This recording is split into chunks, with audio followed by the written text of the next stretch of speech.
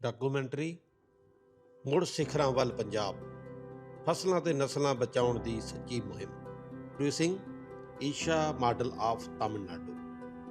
ਆਨੰਦਾਤਾ ਯੋਧੇ, ਗੁਰਮੁਖੀ ਅਤੇ ਗੁਰਮਤ ਦਾ ਘਰ ਪੰਜਾਬ, ਇਮਾਨ, ਇੱਜ਼ਤ ਤੇ ਇਲਮ ਦਾ ਘਰ ਪੰਜਾਬ, ਪੰਜ ਦਰਿਆਵਾਂ ਦੀ ਧਰਤੀ ਪੰਜਾਬ। ਕਿਸੇ ਵੇਲੇ ਇਹ ਧਰਤੀ ਸੱਚੀ ਅਤੇ ਸੁੱਚੀ ਕਿੱਤ ਦੀ ਖੁਸ਼ਬੂ ਵਿੱਚੋਂ ਜਨਮਦੀ ਹਰਿਆਵਲ ਨਾਲ ਭਰੀ ਹੋਈ ਸੀ। ਚਾਰੇ ਪਾਸੇ ਹਰੇ ਭਰੇ ਖੇਤ, ਮਿੱਟੀ ਦੀ ਖੁਸ਼ਬੂ ਤੇ ਨਦੀਆਂ ਦੇ ਵਹਿਣਾਂ ਦਾ ਕਲ-ਕਲ ਕਰਦਾ ਰਾਗ। ਇਸੇ ਨੂੰ ਕਿਹਾ ਜਾਂਦਾ ਸੀ ਧਰਤੀ ਦਾ ਸਵਰਗ ਪੰਜਾਬ। ਇਹੋ ਸੀ ਸਾਡੀ ਵਿਰਾਸਤ, ਇਹੋ ਸੀ ਸਾਡੀ ਅਰਥ ਵਿਵਸਥਾ, ਇਹੋ ਸੀ ਪੰਜ ਦਰਿਆਵਾਂ ਦੀ ਧਰਤੀ ਪੰਜਾਬ ਦੀ ਮਾਣਮੱਤੀ ਪਹਿਚਾਣ। ਪਰ ਸਮਾਂ ਬਦਲਿਆ।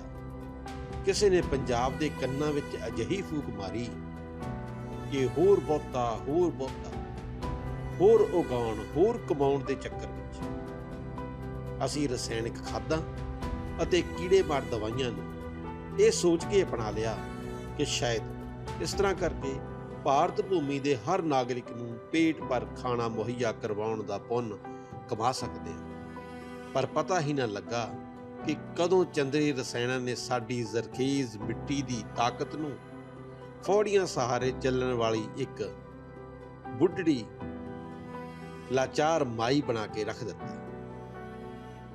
ਮਿੱਟੀ ਨੇ ਆਪਣੀ ਤਾਕਤ ਗਵਾਉਣੀ ਸ਼ੁਰੂ ਕੀਤੀ, ਪਾਣੀਆਂ ਨੇ ਆਪਣੇ ਰਾਹ ਬਦਲੇ ਅਤੇ ਪਿੰਡਾਂ ਦੀਆਂ ਗਲੀਆਂ ਵਿੱਚੋਂ ਨੌਜਵਾਨ ਗੱਭਰੂ ਗਾਇਬ ਹੋ ਗਏ। ਕੋਈ ਸ਼ਹਿਰਾਂ ਵੱਲ ਤੇ ਕੋਈ ਵਿਦੇਸ਼ਾਂ ਵੱਲ ਰੋਜ਼ਗਾਰ ਦੀ ਭਾਲ ਵਿੱਚ ਰਵਾਨਾ ਹੋ ਗਏ।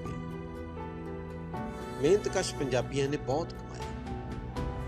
ਬੇਤਹਾਸ਼ਾ ਧਨ ਪੰਜਾਬ ਵਿੱਚ ਉੱਚੀਆਂ ਅਤੇ ਵਿਸ਼ਾਲ ਮਹਿਲਾਂ ਵਰਗੀਆਂ ਕੋਠੀਆਂ ਬਣਾਉਣ ਤੇ ਵੀ ਲਗਾਇਆ। ਪਰ ਪਿੱਛੇ ਇਹਨਾਂ ਮਕਾਨਾਂ ਵਿੱਚ ਰਹਿਣ ਵਾਲੇ ਸਾਡੇ ਬਜ਼ੁਰਗ ਇੱਕ-ਇੱਕ ਕਰਕੇ ਰੁਖਸਤ ਤੇ ਘਰ ਸੁੰਨ ਮਸਾਣ। ਅੱਜ ਹਰ ਚਰਚਾ ਤੋਂ ਬਾਅਦ ਇੱਕ ਸਵਾਲ ਹੀ ਖੜਾ ਹੁੰਦਾ ਹੈ, ਪੰਜਾਬ ਨੇ ਕੀ ਖੱਟਿਆ ਤੇ ਕੀ ਗਵਾਇਆ। ਅੱਜ ਪੰਜਾਬ ਦੇ ਸਾਹਮਣੇ ਇਹ ਸਵਾਲ ਮੂੰਹ ਅੱਡੀ ਖੜਾ ਹੈ ਕਿ ਜੇਕਰ ਅੱਜ ਪੰਜਾਬ ਦਾ ਹਰ ਆਮ ਨਾਗਰਿਕ ਕੈਂਸਰ, ਸ਼ੂਗਰ, BP ਅਤੇ ਦਿਲ ਦੀਆਂ ਬਿਮਾਰੀਆਂ ਕਾਰਨ ਆਪਣੇ ਆਖਰੀ ਸਾਹਾਂ ਵਾਸਤੇ ਮਹਿੰਗੇ ਹਸਪਤਾਲਾਂ ਦੀ ਸ਼ਰਨ ਵਿੱਚ ਜਾਣ ਲਈ ਮਜਬੂਰ ਹੈ, ਤਾਂ ਸਾਡੀਆਂ ਆਉਣ ਵਾਲੀਆਂ ਪੀੜ੍ਹੀਆਂ ਦਾ ਕੀ ਬਣੇਗਾ। ਪਰਦੇਸ ਗਏ ਪੁੱਤਰਾਂ ਦਾ ਨਾਤਾ ਸਦਾ ਲਈ ਆਪਣੀ ਮਿੱਟੀ ਨਾਲੋਂ ਟੁੱਟ ਗਿਆ ਤਾਂ ਸਾਡਾ ਕੱਲ, ਸਾਡਾ ਭਵਿੱਖ ਕਿਵੇਂ ਬਚੇਗਾ। ਅੱਜ ਪੰਜਾਬੀ ਨੌਜਵਾਨ ਪਰਿਵਾਰਾਂ ਨੂੰ ਛੱਡ ਰਹੇ ਨੇ ਤੇ ਮਿਹਨਤੀ ਕਿਸਾਨ ਦਿਲ ਹੀ ਛੱਡ ਬੈਠੇ ਨੇ। ਅੱਜ ਮਿੱਟੀ ਦੀ ਉਪਜਾਊ ਸ਼ਕਤੀ ਘਟ ਚੁੱਕੀ ਹੈ। ਪਾਣੀ 300-400 ਫੁੱਟ ਹੇਠਾਂ ਰਸਾਇਣਾਂ ਨੇ ਖੇਤ ਨੂੰ ਰੋਗੀ ਤੇ ਘਰਾਂ ਨੂੰ ਬਿਮਾਰ ਕਰ ਦਿੱਤਾ ਹੈ। ਸਾਡੇ ਗੱਭਰੂਆਂ ਦੀ, ਸਾਡੀ ਨੌਜਵਾਨੀ ਦੀ ਊਰਜਾ ਨਸ਼ੇ ਅਤੇ ਨਿਰਾਸ਼ਾ ਵਿੱਚ ਸੜਨ ਲੱਗੀ ਹੈ। ਇਸ ਘੋਰ ਨਿਰਾਸ਼ਾ ਦੇ ਦੌਰ ਵਿੱਚ ਕੇਸਰੀ ਵਿਰਾਸਤ ਮੀਡੀਆ ਹਾਊਸ ਕੋਈ ਨਾ ਕੋਈ ਰਸਤਾ ਤਲਾਸ਼ਣ ਵਿੱਚ ਜੀ ਜਾਨ ਨਾਲ ਜੁਟਿਆ ਹੋਇਆ ਹੈ। ਜਿਵੇਂ ਕਹਿੰਦੇ ਨੇ, ਪੰਜਾਬ ਵਸਦਾ ਹੈ ਗੁਰਾਂ ਦੇ ਨਾਮ ਤੇ। ਸ਼ਾਇਦ ਇਸੇ ਸਮੇਂ ਗੁਰੂ ਦੀ ਬਖਸ਼ਿਸ਼ ਨਾਲ ਕੇਸਰੀ ਵਿਰਾਸਤ ਦੱਖਣ ਭਾਰਤ ਦੇ ਸੂਬਾ ਤਾਮਿਲਨਾਡੂ ਵਿੱਚ ਜਾਣਾ ਦਾ ਮੌਕਾ ਮਿਲਿਆ। But for your soul. So Sadhguru started this in 1996 with the 4 native breeds in order to preserve the native breeds. I don't have to tell you, आपको सबको तो पता ही है native breeds का क्या हाल है. I think around 100 years ago we had like more than 120 native breeds. Now we are left with around 47. Please correct me if I'm wrong.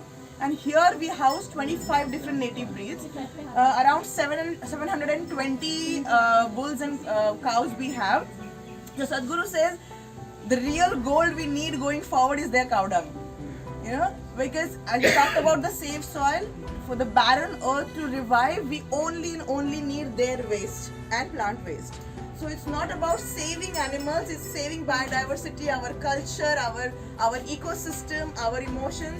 So there's so many different ways native breeds help us as opposed to the normal the breeds which we see wandering around.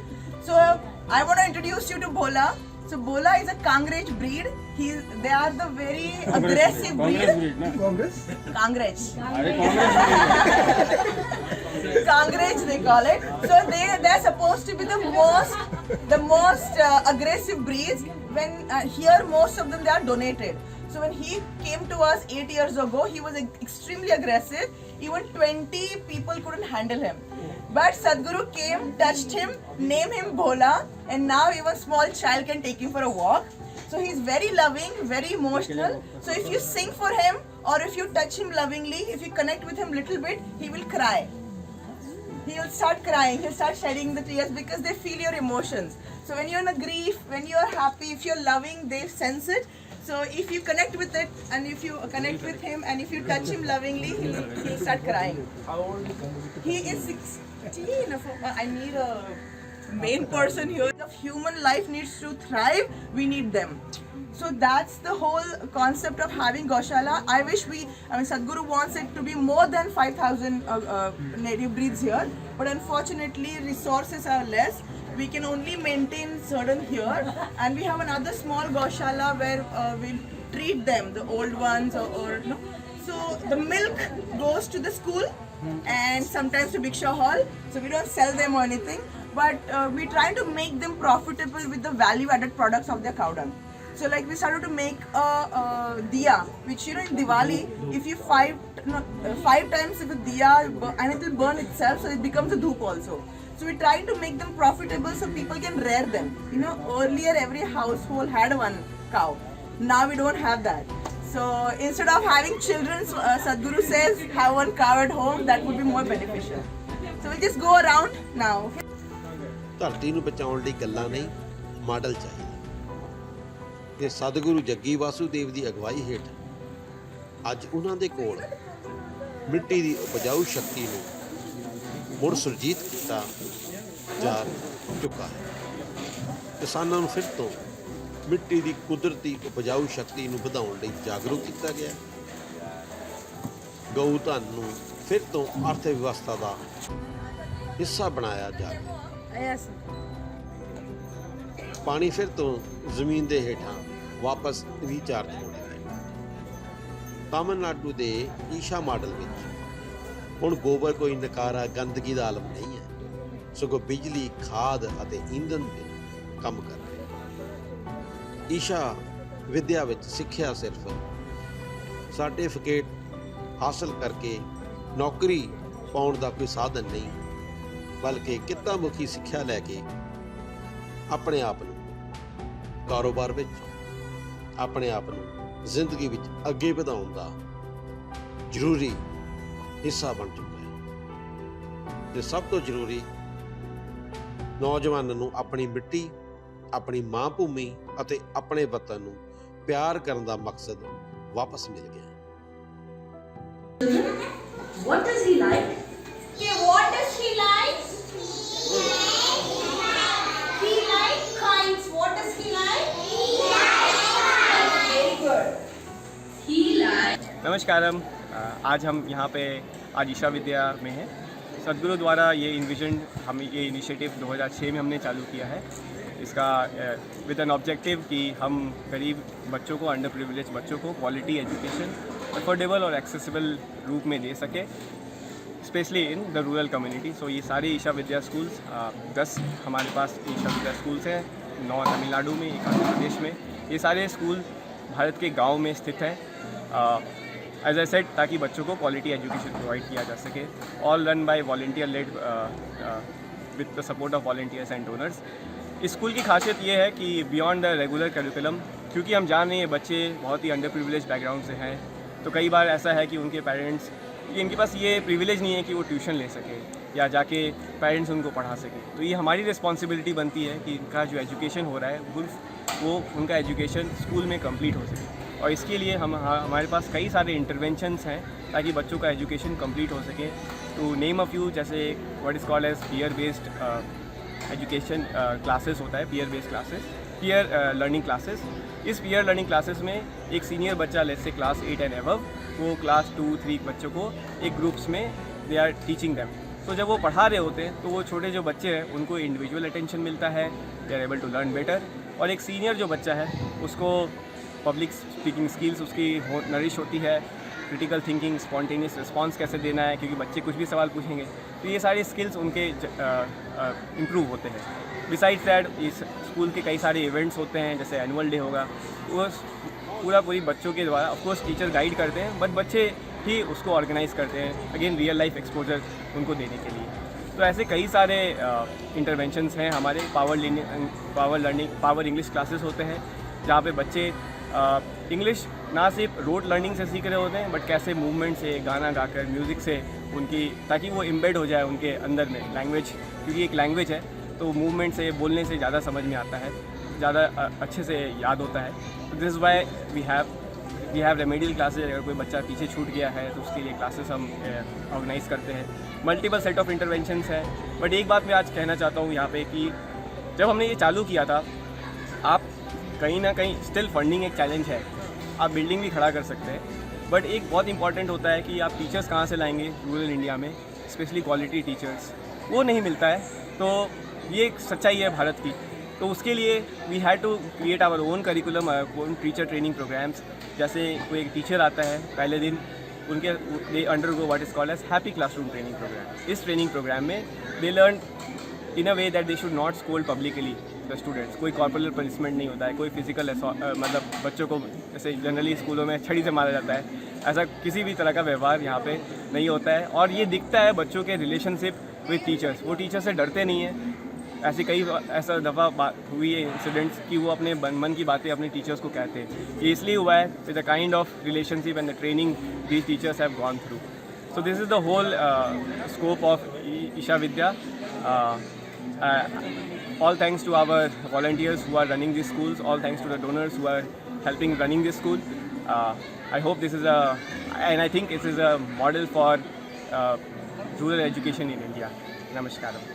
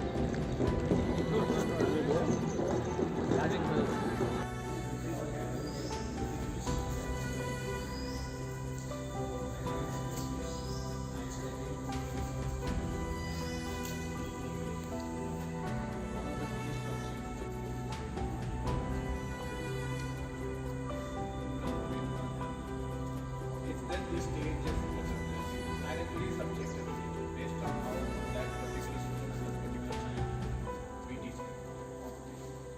There are competitions. Like it's about like stretching and all, or something else. No, not just stretching. We have sequences that we do, which strengthens the body, which brings flexibility to the body, and those are derived from. It's impacting on our minds also. See, anything that you do physically would ultimately impact your mind as well. And when it comes to a martial art, we also instill a certain discipline into the child, and we also encourage them to be focused on what you're doing. So it brings a lot of attentiveness to the child, a lot of focus to the child, which in turn, as a consequence, would support them in everything else that they do. So few people start at age of 60, like how Lokesh said, they start at age of 72. We have people. What is ground made from? This is the red sand that we do. So there are two ways. Either they dig up 6 feet below ground level, and whatever is there, we just flatten it out and leave it. Or we get red sand and then fill it up.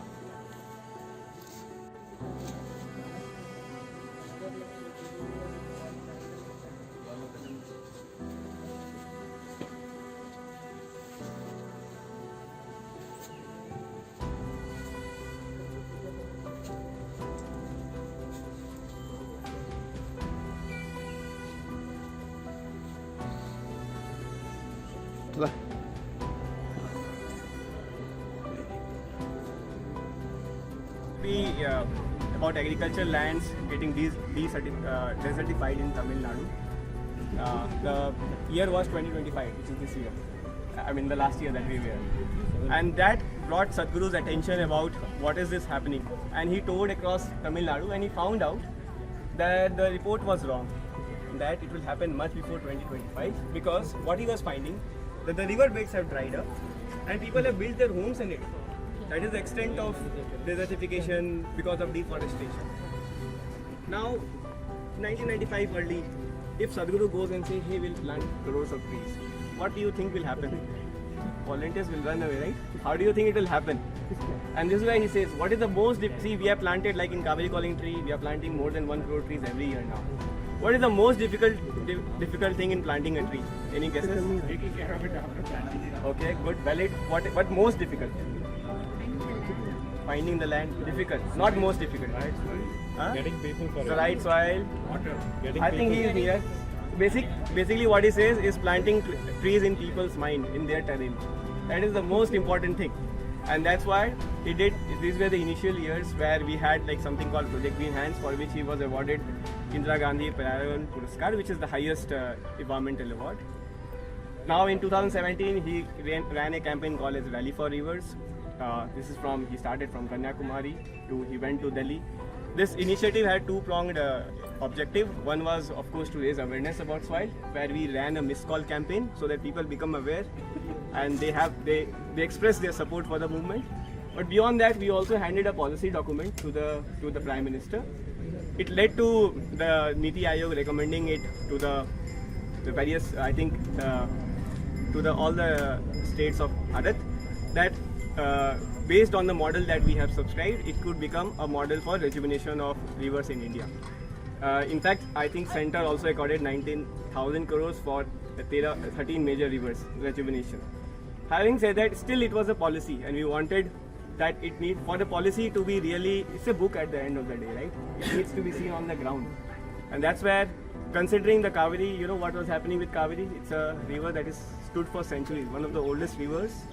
But just in last few years, in fact, 50, 60 years, it is not even reaching the sea for at least, let's say, for 7 months of the year. This is the extent of the damage we have done. A river that has stood for centuries is suddenly drying up. And you all heard about the fight between Tamil Nadu and Karnataka, right? That happens, it's rampant. The solution is to revitalize Kaveri, right? That is, now, okay, we want to revitalize Kaveri River, we want to plant trees. Where do we plant trees? What are the sources? Where are the lands? Government land, of course, is not accessible. Private lands is few. It comes to now to agricultural land. Knowing our farmers are already hand in mouth, to expect them to bear this responsibility of saving Mother Kaveri, is it justified? to ask them, to expect from them, right? So this is where the model of Kaveri calling, what he says, Sadhguru, and his work is to quantificate the marriage of ecology with economy. Meaning, what we are doing with Kaveri calling, we have what is called a tree-based agriculture model, where we are providing our farmers with high-value timber species with various crop harvesting cycles. So let's say if they want something which is there for a long term, child's education, marriage, 15 years, then something which a tree which is 7 years, 3 years. Knowing this, we recommend the trees. But they also need what is called as a current income, right? You need for a yearly income. So this is what we have done. Because of, see what happens, the trees have a canopy. So one will like a long. So what it does with the various canopies, we ensure that for a large part of the time, the agricultural land remains under the shade, and therefore they can grow turmeric, which is like can be harvested in 6-7 months. Now black pepper is something which can be grown in hilly areas. Now we have demonstrated that it can be grown in plains because of the agroclimatic conditions we create because of the tree-based agriculture. Now till date we have planted around 128, more than 12 crore trees. Last year I think we planted 1.36 crore trees. Now count the number of zeros. Okay, think about it. Okay, we decided to plant trees. 3 things needs to happen first. How do we get the saplings? Right? We need to get the saplings. Okay, sapling we get. Then we need to make the farmers also aware about it. And third is making, they coming, and then third will be the hand-holding that needs to happen. Right? These 3 things are the component. Now how do we do this? So we have 2 nurseries which are the production centers. One is in Cuddalore. It has a capacity to produce 85 lakh saplings per year, and there is a Tiruvallai production center which produces around 15 lakh saplings, so around 1 crore. This is all run by women. These are local, rural, tribal women which are running these centers. From there we have like 40 nurseries across Tamil Nadu, which is providing easy accessibility to farmers.